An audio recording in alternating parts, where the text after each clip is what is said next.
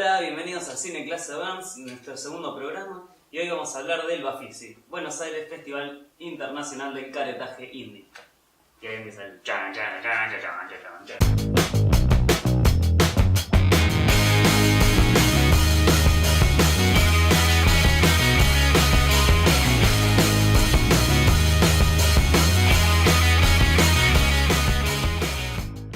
Este año fuimos con Code, que está acá detrás de cámara, el Bafisi. Hola. Y nos llevamos, digamos, unas sorpresas que van desde lo bueno hasta lo desastroso. En el Bafisi, en realidad, lo que pasa es que no es tan importante lo que se va a ver, ¿no? Lo importante es ir. Es como que todos saben que nadie va a ver algo bueno. Es festival de cine independiente, por favor, a nadie ya le importan esas clases de cosas. Les voy a hablar sobre 3 películas que fuimos a ver. En el Bafisi obviamente hay muchísimas más, pero nosotros no vamos a ver todas.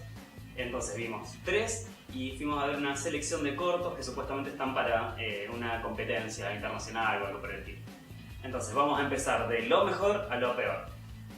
La primera película que vimos es un documental llamado Un importante preestreno. Esta película es del director... ¿Cómo se llama el chabón? Calori. Calori, trabaja en la radio el tipo. Yo no lo conozco, pero supuestamente bastante conocido. La peli cuenta 2 historias, se podría decir, ¿no? Dentro de una macroestructura se podría hablar sobre la muerte del cine, ¿no? ¿Qué quiere decir esto? Que el cine tuvo un apogeo durante la mayor parte del siglo XX y termina en los años 80 con lo que sería la aparición del VHS. Y en una microestructura se podría hablar de cómo es consumido el cine en Argentina, en el espacio que ocupa entre los años 60 aproximadamente hasta los años 80. En la película se ven, digamos, los modos de consumir cine, ¿no? No es lo mismo cómo se consume cine durante la dictadura de Onganía que durante la democracia de Alfonsín, que durante la dictadura de Videla, ¿no? Es decir, como que nos muestra cómo sería la idiosincrasia del cinéfilo argentino, ¿no? En particular en Capital Federal. También se exploran, digamos, las diferentes mitologías que se crearon alrededor, que era como ciertos relatos de los que no se estaba muy seguro, ¿no? Como por ejemplo la gente que se iba a Uruguay durante la dictadura a ver películas porno, porque obviamente estaban censuradas en el país en ese momento, o por ejemplo la historia de los maleteros, que era gente que se ponía en el regazo la maleta para clavarse una cusca, digamos, que hoy ya no existe, digamos, esa clase de práctica, por lo menos no en el village que recorremos hoy en día.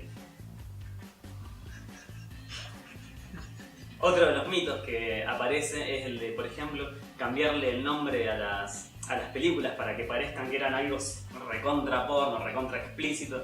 En realidad eran unas películas medio pelo o no eran tan explícitas como parecía, ¿no? Entonces eran, digamos, los ardides de los que disponían los que regentaban los cines para así atraer un público mayor. Eso habla también de una sed de consumo de cosa prohibida que tenían los espectadores, que como había represión, alimentaba, digamos, el deseo, ¿no? Cuando la película termina, estaba el director entre nosotros, ¿no? Y una chica le preguntó ¿por qué hacer esta película hoy en día, cuando ya parece todo tan innecesario? Porque obviamente ya salimos de lo que sería la censura, o por lo menos en términos cotidianos ya no nos censuran, tenemos internet y un montón de formas de acceder al cine, ¿no? Entonces, ¿por qué hacer esta peli ahora? A mí se me ocurrieron 2 respuestas. Al tipo seguramente le habrá molestado, ¿no? Pero a mí se me ocurrió, por ejemplo, pensar que tuvieron que suceder un montón de cosas para que hoy en día tengamos esta libertad, ¿no? De la que gozamos.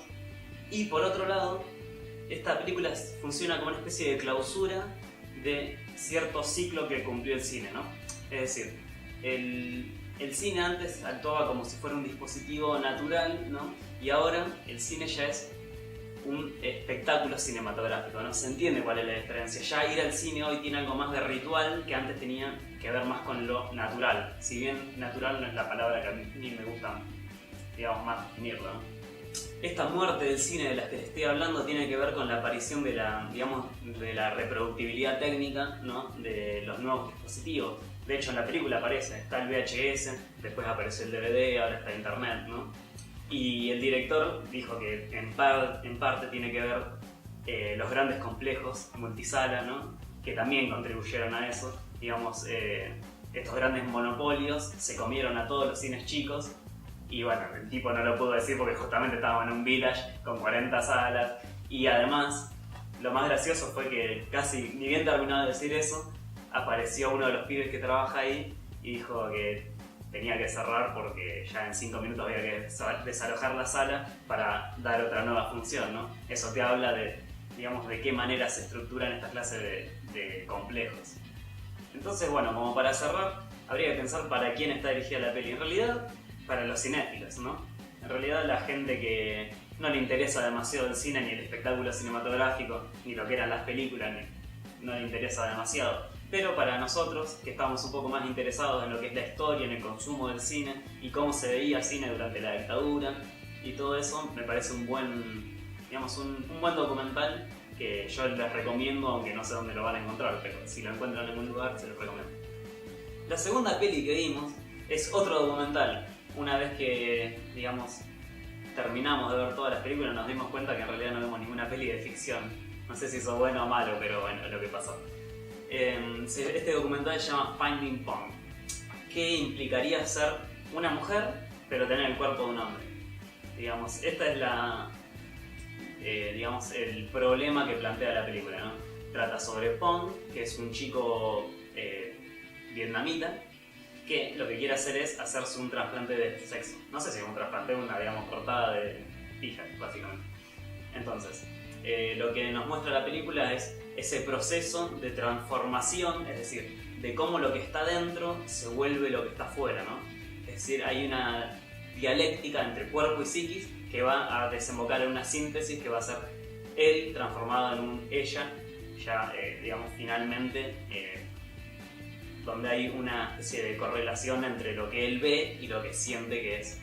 ¿En qué contexto vemos esta película? En realidad, los transexuales no, digamos, gozan del grado de aceptación, si bien no es un 100%, ya sabemos que la lucha de clase y todo eso, no gozan del grado de aceptación que tienen los gays o las lesbianas, ¿no? El transexual como que sigue estando en una zona medio oscura sobre la que todavía hay muchos prejuicios, y esto se ve, por ejemplo, en la familia de Pong. Digamos, estamos en una sociedad bastante moderna que incluye, trata de incluir bastante. De hecho, ellos son vietnamitas.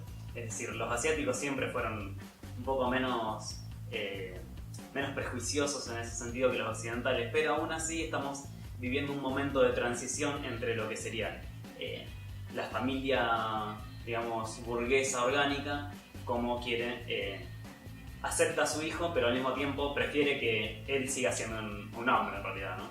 En fin, la película está buena, está bastante bien.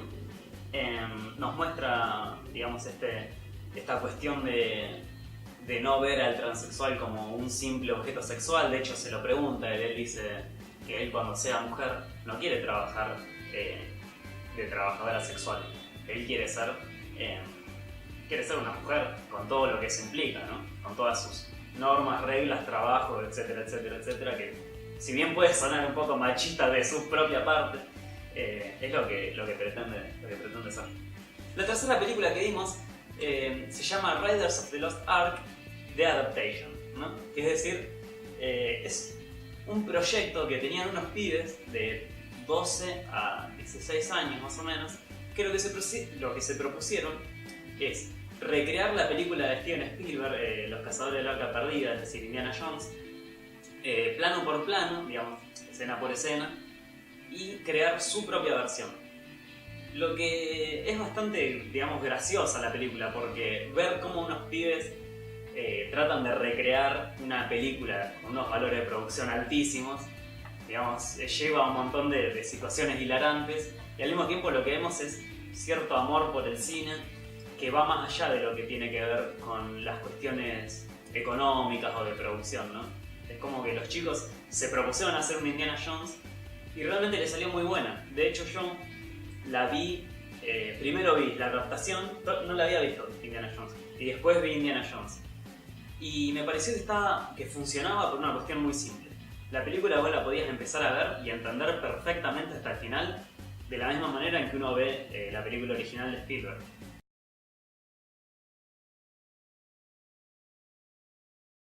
No hay mucho más para decir en realidad de esta película, pero sí es interesante remarcar que la película cruza ciertos, digamos, límites que tienen que ver con la ficción y el documental. En ese sentido, como experimento cinematográfico, creo que está bastante bueno.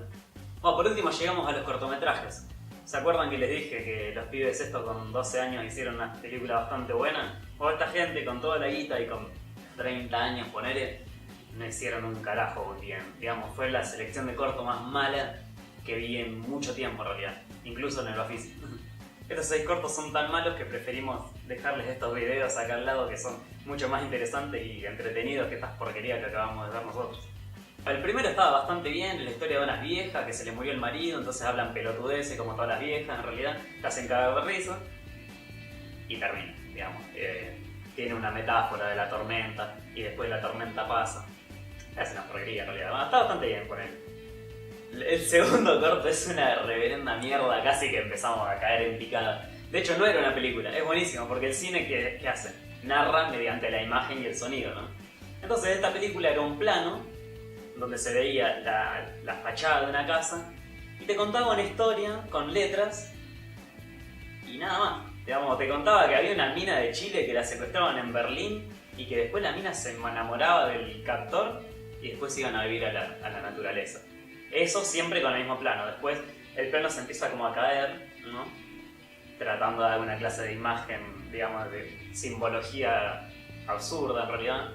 Y terminaba ahí. Era una soberana mierda. El tercero es, digamos, una especie de fábula pseudo-feminista en donde una chica, digamos, vive, no trabaja ni estudia y vive de las demás personas. Por ahí se levanta un tipo, le invita a comer, se lo garcha, después se va. Y nada más. Digamos, sí, hay una especie de crítica a la cuestión capitalista o hay una crítica al patriarcado, si se quiere, pero en realidad la mina en realidad lo que hace es sobrevivir porque está buena en realidad. Si la gente le da bola es porque está buena. Entonces me parece que no tiene ninguna clase de fundamento para, digamos, de nada en realidad la película. Bueno, siguiendo con la tradición, digamos, de querer ser políticamente correcto, obviamente no podía faltar el corto de los putos. Vemos pijas en primer plano, pijas en plano de detalle y más pijas, digamos, en realidad. Que la última pija es el corto, en realidad, es una mierda. En realidad, claro, ¿qué es lo que está pasando con esto? Hay una historia de discriminación, o se intuye que hay discriminación de atrás, y lo que vemos son, digamos, el corto dura 10 minutos, 8 de los minutos están garchando los tipos. Hay llamadas de teléfono, como anunciando una especie de amenaza, y ya está, termina. Digamos, esa es la historia. O sea, no hay historia. El quinto corto, sorpresa. Hay gente que descubrió a Einstein. Una locura, ¿no?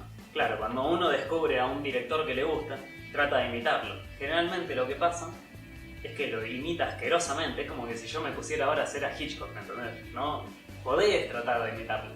No, esta gente quiso contar, digamos, una especie de huelga de campesinos mexicanos con intertítulos de películas sacadas de Einstein y otro par de películas soviéticas, y así hacer como trazar como una especie de paralelismo horrible porque ni siquiera tenía sonido la película. Es decir, una cosa es una película muda y otra cosa es una película que no tiene sonido. ¿Se entiende la diferencia? ¿Qué es el cine? Imagen y sonido. Bueno, esa película ni siquiera contaba con el requisito mínimo o el 50% de lo que se necesita para hacer cine, ¿no? Bueno, los méritos estéticos de la película son muy pocos, en realidad son planos horribles, secuencias horribles, gente horrible, digamos, de todo malo en realidad la película es, así que no me voy a explayar más. Creo que peor es el que sigue, porque sigue con la cuestión soviética. En nuestro sexto corto hay un tipo hablando en ruso, también el título de la película está en ruso, creo, no me acuerdo si tenía subtítulos rusos o no, bueno, se nota que los chetos de esto de la Universidad del Cine le encanta el cine ruso y descubrieron recién a la revolución, ¿no?